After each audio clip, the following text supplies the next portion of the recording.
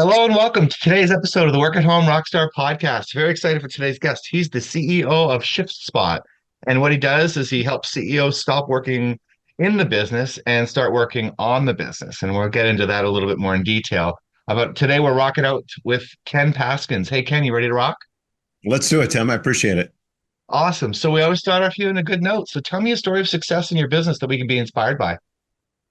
Yeah, so I think the greatest one of the great successes that we had early on is when we first started the community, and there was this individual, this CEO that was struggling with his company, and he provided basically had an online store for herbal supplements and everything, and then several retail stores.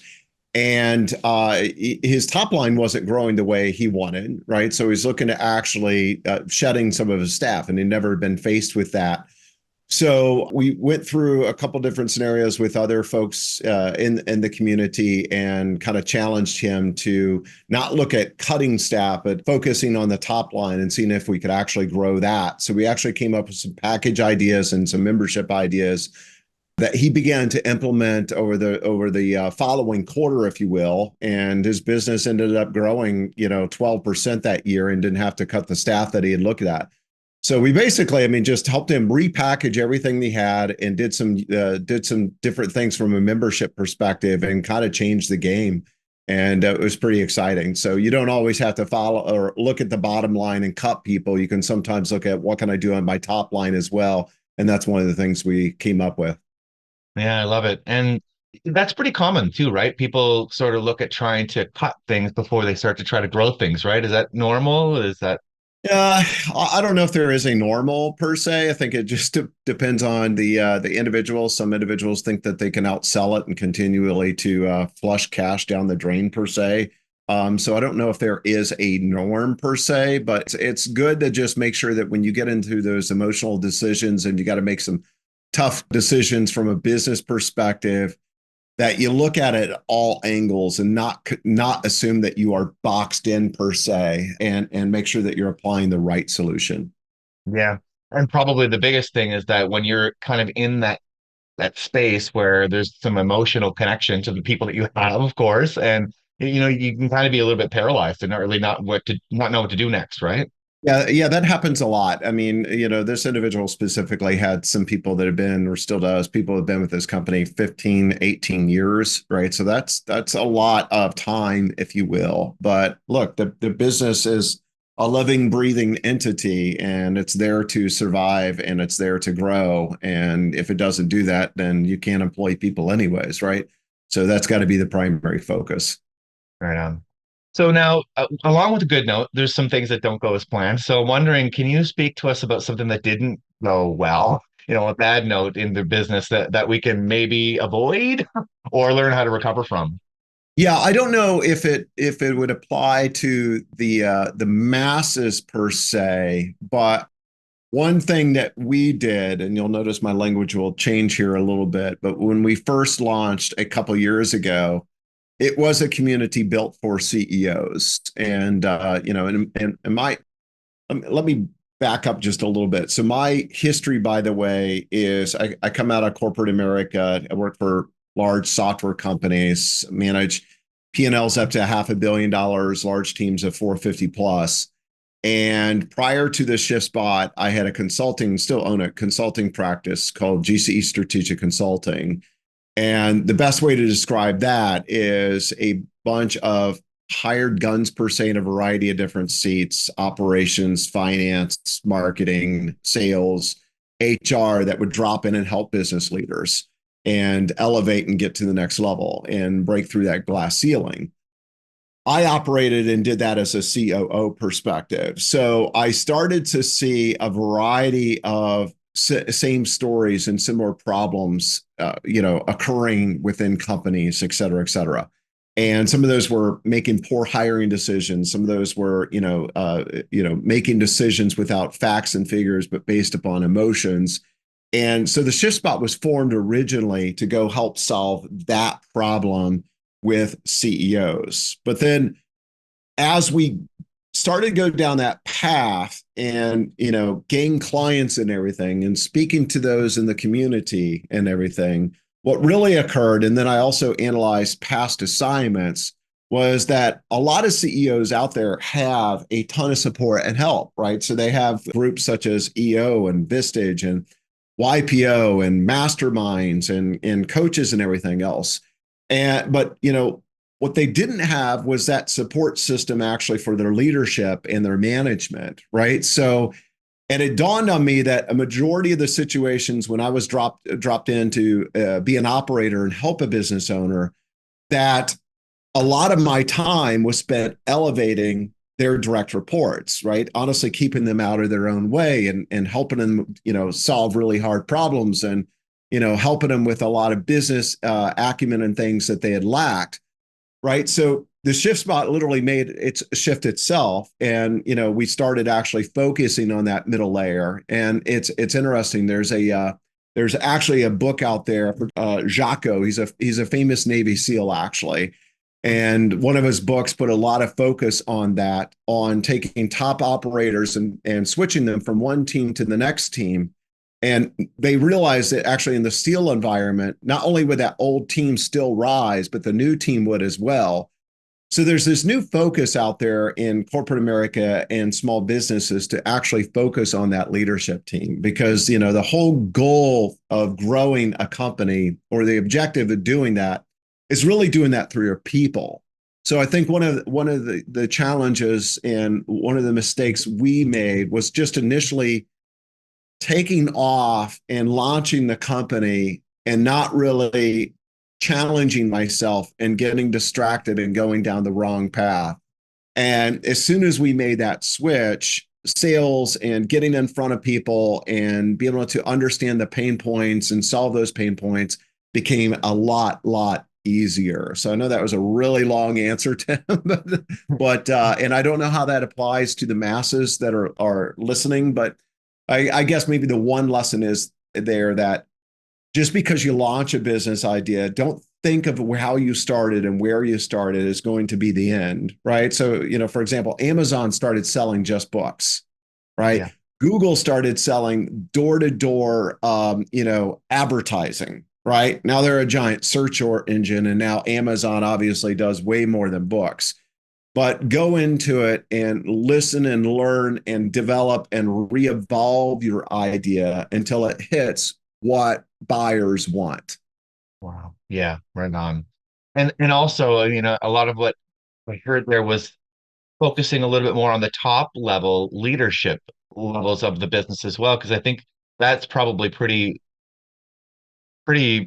important. And a lot of people, when they look at their business, they're kind of looking down and going, "Gonna make those little guys work harder," type thing, right? When Yeah, a that lot of it has to do with leader comes from the top down, right? Yeah, that's really it. And I'm sure a lot of your listeners can relate to this, but there's a lot of people out there that are, quite honestly, these accidental entrepreneurs. My father was one of them, right? Never worked for anyone his entire life, started a company. He had lots of failures, fortunately, more successes than failures. And he had to teach himself everything about leadership and interviewing and, finances and operations and all that. No one really taught him.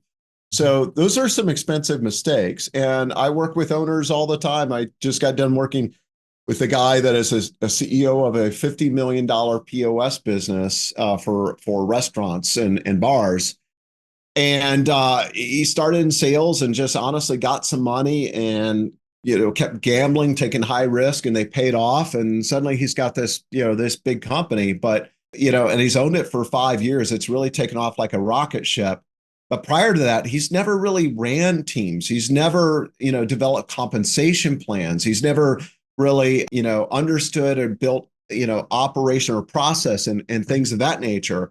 Right. So for him to then teach his managers or have those expectations, right, to get to the next level is daunting. Right. And they lack that skill set. So what we found that there's a lot of CEOs out there that, once again, they have this support group, but what they need to figure out is, how do I get more out of my people, and how do I arm them with the basics so that they can take my company to the next level? Because guess what? Maybe I don't know how to teach them, or I don't want to teach them, but they need to be elevated, right, in order for me to scale and succeed. Yeah. Yeah, I agree. And I mean, one of the other things that keeps coming up here is that, a lot of guests have talked about people in very, very high places in very, very big businesses hiring people and hiring Yeah, coaches, right? And like working on themselves. And you sort of think, I don't know about you, but I sort of think that the guy that's running a billion-dollar company probably has it all figured out. Right. And he do does. they really need to hire somebody? Well, it Yeah, turns out they do, yeah, because they yeah. do, right? Yeah. And Well, and so and even those individuals, Tim, I mean, even those individuals have high level coaches and advisors and everything, mm, right? So, a good friend of mine, he was number two at Intel, and Ballmer, personally hired him to train his executives, his direct reports, and make them better leaders, right? You would yeah. think that company, the size of Microsoft, you wouldn't need that, but they did. So it gets back to anything. Professionals continue to develop and get better, right? You take any high-end sports athlete to high-end CEO to even companies smaller CEOs as well of smaller medium-sized businesses. I mean, professional and personal growth is definitely needed to realize your dreams. So at the shift spot now, we focus on cultivating and transforming those existing managers and leaders into high performers. And we'll do that in 8 weeks with the program that we've got, or their money back, actually. Yeah. So now let's talk a little bit about the jam room. So your home office. Now, I mean, this has changed over the last 3 years. I'm sure a lot more people are working from home. However, there still are some challenges about, setting up a, productive workspace at home. I'm wondering, do you have any tips that we can use for that? For me, I am a veteran of this. COVID did not teach me this, so I'm probably not your typical interviewee per se, right? So I have literally been working remote for most of my career. I mean, maybe close to 30 years, 28, 30 years, something along those lines. Because as I'd stated, I came out of high tech, right? So most of my bosses lived in California, and my team was distributed across North America or even Europe as well. So, my setup is kind of like a war room, right? So I've got, two monitors. I've got a treadmill that I walk on. It's a walking desk, if you will. My desk will Oh, elevate and decrease and everything, or whatever, go up and down. And I got a special chair that sits on my treadmill and everything. But I spend a lot of time in the office, so I've got to be comfortable. And the things that have changed, I guess, over time is now the video aspect, right? When I first started working remote, it wasn't video. And as a matter of fact, my three young girls were curious on what I would do all day because I'd stay in an office and I'd be unshaven with a baseball hat on. I'd go for a run during lunch, come back and not shower till dinner time, but work, right? Because we didn't have video back then. It was just phone calls, and I'd be, call after call, back to back, on conference calls or speaking to clients or speaking to team members or something like that. But it's something that I have actually, I guess, been doing for decades. And even in my consulting practice, I mean, the past 8 years, all of our clients have been remote. So I don't know if it answers your question, Tim. Feel free to dig in yeah. and ask Well, any additional questions you might have. you got me beat. I've been working from home for 15 years now, so Okay. All you're right. double on me. But some of the things that keep on coming up as themes is it's something to do with fitness. There seems to always be something to Yeah. do with keeping in shape, some sort, Yeah. right? Yeah. Yeah. And And that's important. I mean, go ahead. Go ahead. no, I was going to say that. Yeah, it's something that you don't really think about when you're thinking, oh, work from home. Like, we talked about this before the interview. What is the jam room? And like you talk about monitors, that's normal. The workspace, the office door, and all that stuff. But why is it important to have something to do with your health and with your fitness in your home office too? Yeah. Yeah. So that all started, boy, what was it? 10, 11, 12 years ago. And I started to get some carpal tunnel in my wrist, and I started to gain some weight, and I wasn't able to work out as much as I wanted to.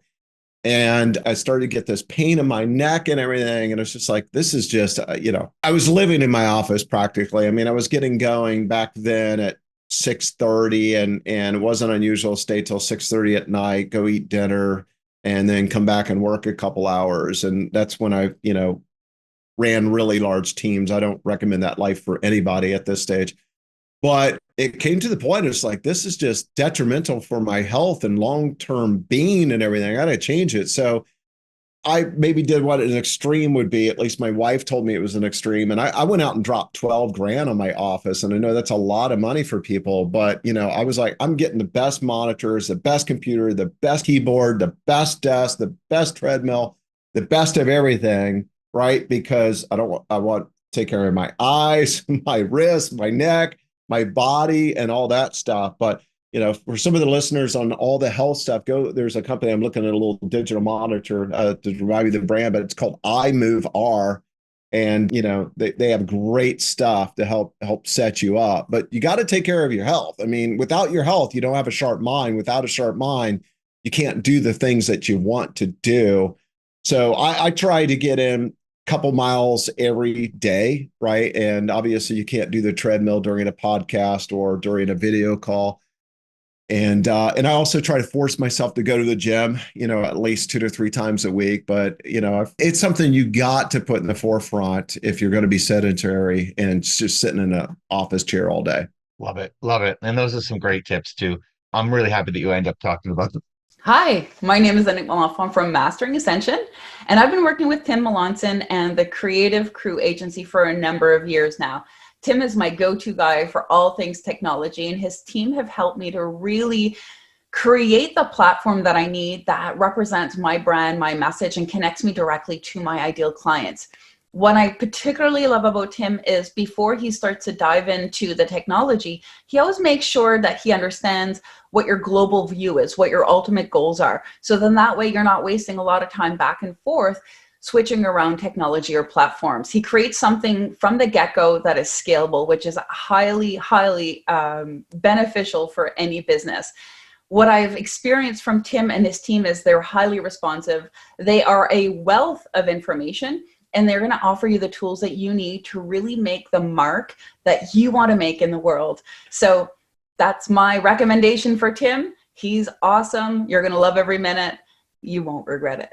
Because you're totally right. I mean, when you're running the business yourself, you are the one that has to keep that energy up, right? Right. If you're working for somebody else is responsible for them. You just show up and do your job and go home. But if you're responsible to always be keeping the energy up, then you're going to have to figure that out. And like I said, there's been a lot of guests that have come on the show that have mentioned something to do with fitness and standing desks and treadmills and all that stuff. So, and also that, been a lot of guests that have talked about meditation and other types of spiritual practices as well. Yeah. And all of that stuff seems to keep coming up over and over again with entrepreneurs work from home. Yeah. Yeah. You have to, or you'll go crazy. Yeah. So let's talk a little bit about getting fans. Now, I mean, this is probably one of the things that you're good at, but I'm wondering, how do we start finding people to talk to, number one, and also converting them into people that are going to actually want to do business with us? Yeah. So what we did is, first of all, I went and interviewed. This was a concept that was derived from my consulting practice, right? So, once again, I started to see like these leaders and managers that struggle with, how do I create productive meetings for both one-on-one and group meetings, right? How do I create scorecards that tells the CEO where we're going or what we're doing? Or how do I communicate up, down, and across the organization effectively, or interviewing people, or build a business case, right? So a lot of owners hear all the time, I'm sure this resonates, but somebody comes to you and says, hey, I need to hire 4 people. Well, why? Well, we're all busy, right? Or I need 2 new vans. Well, why? Well, the other ones are busy, right? So, but so we teach these business leaders to the concepts of building a business case, right? The pros and the cons, and what that ROI looks like as well. And then also problem solving skills, get to the root cause, make sure they're solving problem per se. And Tim, I got a little distracted. What was your original question? I'll go to that. Like, how do we grow that fan base? Okay, How do we get gotcha, people? gotcha. Yeah, gotcha. So that I saw those problems within the consulting practice, which then sparked this to evolve and then create our accelerator program. And really what I did is I went back and I basically talked to past clients, and it was like, hey, Tim, when I worked with you, I saw these problems. Would this type of a solution benefited you? Yes, it would, right? So then we gathered that data, and I worked with a bunch of different CEOs and everything, and also hired a marketing firm or an agency that does my consulting practices, marketing efforts, to go out and do a survey and then do personal interviews of different CEOs to really home in on what the message is, what the package is, what the offering is, how much they should pay on that. And then a lot of those people that participated in the survey became very excited because they were a part of it, right? So, a lot of those ended up turning into customers, right? Because like, look, they were a part of, if it's like having a conversation with Tim and Tim telling you, here's some of the challenges I have with my company, right? If you can fulfill this, I'd buy that, right? So then that began to become the place that we started to gain clients from. And then it just started to spin off of referrals from there, right? But that's kind of the track that we took, if you will, to get clients and get going. Right on. Okay. Let's talk a little bit about referrals too. So, I mean, this is a huge part of my business is referrals. How do Yeah. you like, do you have any tips and tricks on how to get someone to tell someone else about you? I think it's all about honestly just doing a good job and doing what you say. And specifically for what we do, I think people feel obligated at that point to actually give you a referral, right? So if you're not delivering a great service, then it's going to be harder. But at least with the CEOs and the managers and others, I mean, once they get into the program, they get excited, right? They get excited about their personal and professional growth, and they want to share those experiences with others. And quite honestly, we ask for them, right? I don't know if most people actually ask for referrals, but if you feel like you're giving a good service and everything, and you've earned it, then there's nothing wrong with asking for that as well. And people want to see people they like and enjoy working with succeed. So I don't know if it's much more complicated than that, to be quite honest. Yeah, I found it to be pretty simple too. Referrals just tend to just come, and I've found that actually in the opposite end, if I work too hard at like putting together incentive plans and all that stuff, it doesn't actually work any better than just Yeah, doing a good job, right? yeah, I agree 100%. Right on. So let's talk a little bit about the band now. What would you say would be the first people to start working with, like in your business? Like maybe if you're trying to delegate some work. What are the first people to start working with or did start working with? But both, like, well, who were the first people that you started to hire, I guess? Okay, gotcha. Okay. Well, I mean, so we are a husband-wife program per se. So the very first one was my wife, right? And she's Oh, got a lot of expertise around marketing and PR and things of that nature. So that became pretty simple, and we came up with this concept and everything based upon my history and everything. And from there, we hired a junior marketer to join the team and actually help with a lot of the activity, social posting, blogging, yada yada, all of that good and great stuff. So she's focuses more on the strategy and everything. And then I focus on the program and its delivery. And then we've got a series of coaches and experts that are, with the rest of them, they're 1099s that participate in the community and, a part of our program as well.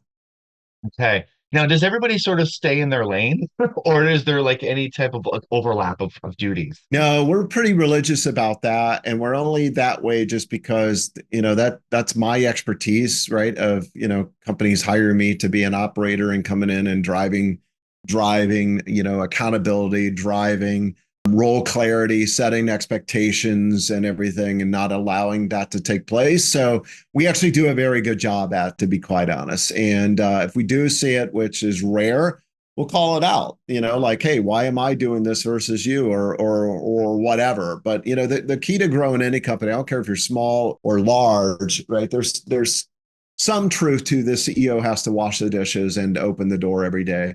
but you've got to rely on your team and you've got to provide clarity for them and allow them to go do their job and trust that they're going to do it. Trust but verify. Yeah.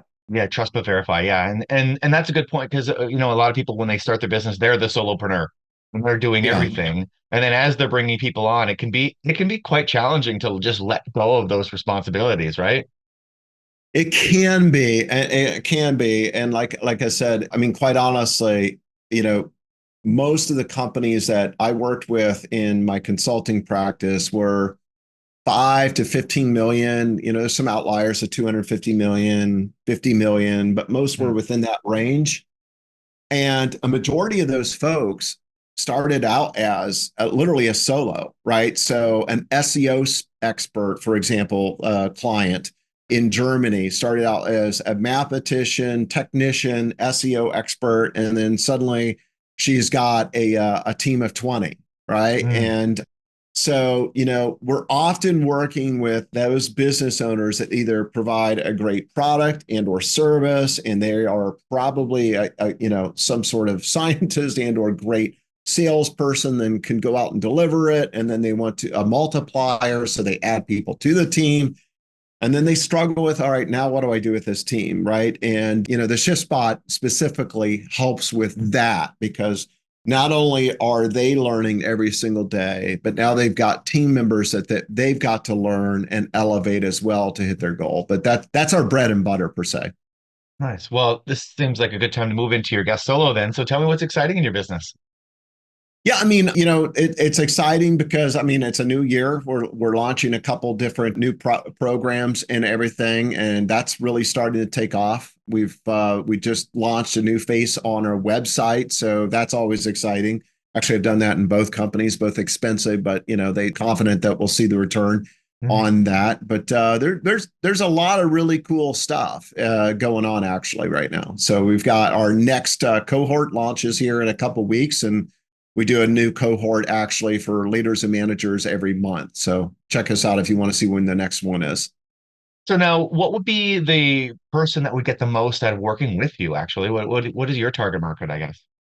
So we target working with CEOs that really have 10 years or less of experience. And you might ask the question, well, why is that? Well, I've found that if you got 15 or 20, you probably have fixed a lot of these pain points and you've got the scars on your back, you've got some failures, you've got support, you maybe have worked and elevated your team already and or replaced them with more expensive staff. So that's one spot.